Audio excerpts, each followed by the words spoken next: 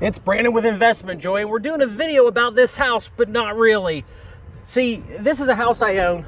It's actually it constitutes the third, fourth, and fifth rental that I purchased back in 2014 for a princely sum of $68,000.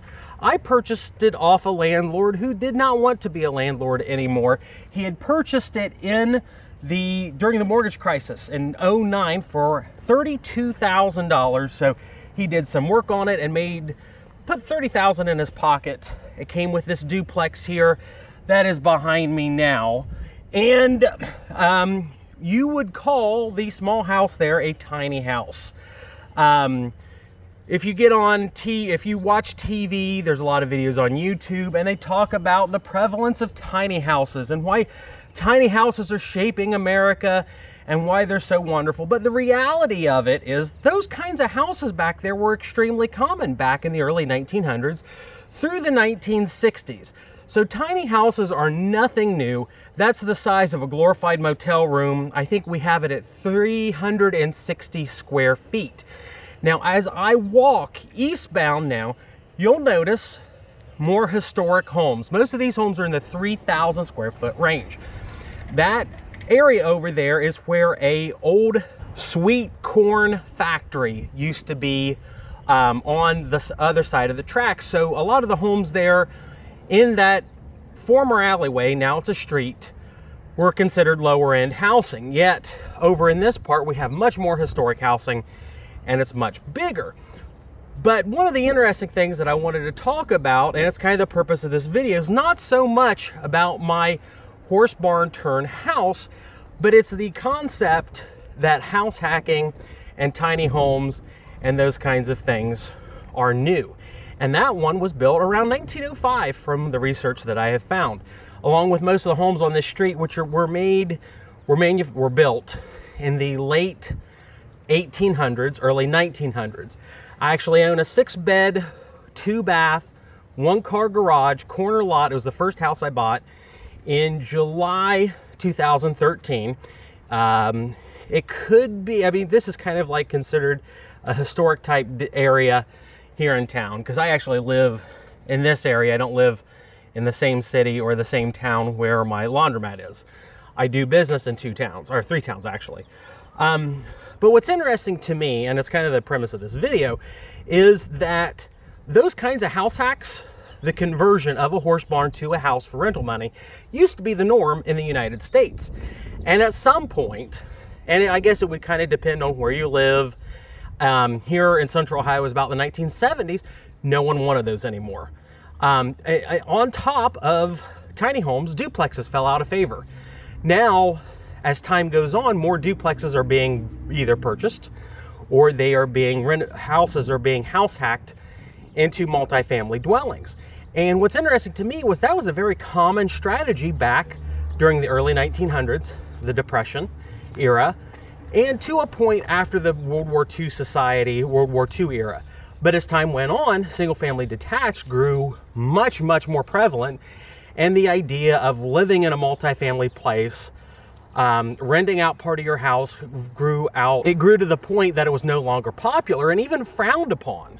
I don't know how many people I talk to that they think the idea of living in a house and renting out part of it's terrible. Yet I know a guy in Toronto, of all places, who's a multimillionaire from that specific thing. All he did was buy a large house, turn it into multifamily, he Airbnbs it, and he pulls in, I think, $38K a month. And he only owns 2. He owns 2 houses. And he's done Airbnb, and built a really, really extravagant business off of doing what amounts to a house hack. And as we're walking up here, like I said, I think that these houses are nice. They're gorgeous. They're well built.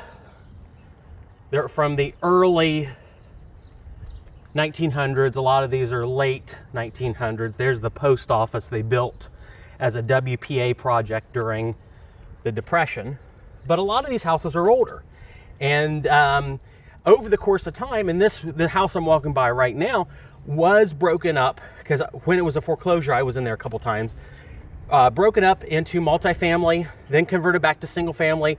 And these houses go through this very odd, interesting lifespan to me of single family, multifamily, and it goes through phases. And everybody is concerned about the economic phase that we are in right now in the United States. And what's interesting to me is you can go through these depressions and recessions in the United States, and the amount of real estate hustle went up severely. And you can see that very thing through the lifespan of these houses being converted from single family to multifamily and back. That house back there that I was in, that was not only did go through the stage of being a single family and a multifamily, but they also converted and rented out accessory buildings like barns and things like that. Self-storage is one of those things I talk to a lot of people that they want to be in. But then I also meet other people, they have a business of buying properties with garages, and then they rent out the garage. They might get $100, $200, $300 for a large garage that they rent out as an accessory building. And I meet people that just have never heard of that concept. And then when they see a video on YouTube or on social media, they think, oh, wow, this is a new interesting thing. Yeah, from my perspective, it's not new at all. It's existed, forever. And generations before, it was considered common. It was considered entrepreneurial. People built wealth that lasted a lifetime off of doing stuff like that. Yet it fell out of favor, and now people that are like my age, millennials, and even Gen Z, are now seeing and experiencing these things as if they were new. Yet, like I said earlier, you go through the properties and you could see a life cycle where people house hacked. That's the modern term. I don't know what they called it back in the day. They house hacked, turned them into traditional houses, went back to house hacks back and forward. I bought a house that's a 4-bed, 1-bath for $35,000, and the way that it was split up made no sense. And my crew that was working for me on that specific project said, we don't understand why anybody would do this. It was, the first floor was broken up with multiple deadbolt locks on every door. And then the second floor was essentially, I guess, what would be considered an open concept type property. Long story short, I talked to somebody that knew the lady that had lived there from about 1930 to 1960, and she rented off the first floor and basement as sleeping rooms. About 6 separate people could rent the first floor, live in a little room or in a shared room, and she lived on the second floor. And the second floor was really nice. The first floor and the basement really weren't too nice. It was kind of weird because the only the only bathroom for them to share was in the basement.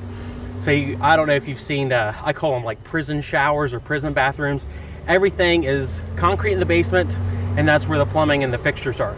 Very minimal plumbing on the first floor at all. It was kind of obvious that it was converted at some point. So the one thing that I would love to drive home with everybody that's watching this video is that regardless of how bad this epidemic thing ends, and it could, maybe we're at the tail end of it, maybe we're not. Maybe we're going to have a recession, maybe not. Maybe we're going to even have a full-blown depression. But the thing that I have found interviewing and talking to older people who went through the depression, which a lot of people 2 generations ago in my family, and I've had the wonderful privilege of talking to them, many of them went through the depression, and they relied on a lot of self-sacrifice and saving for hard times. And then some of them implemented house hack strategies and real estate investment to sort of drive down or increase their earning potential without having to do a lot of other things. They sacrificed square footage in their house, but that was something that they were willing to do. And a lot of them ended up very, very wealthy.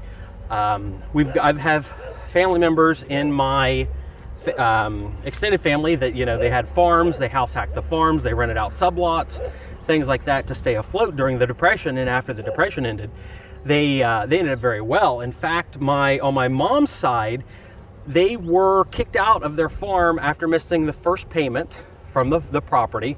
They were told to fill up a couple wagons and leave, because at those times you could be evicted within 3 days in Kentucky, I guess, after missing a mortgage payment. And they were evicted from their farm. They were able to take 1 or 2 wagons with them, and they came up to Ohio.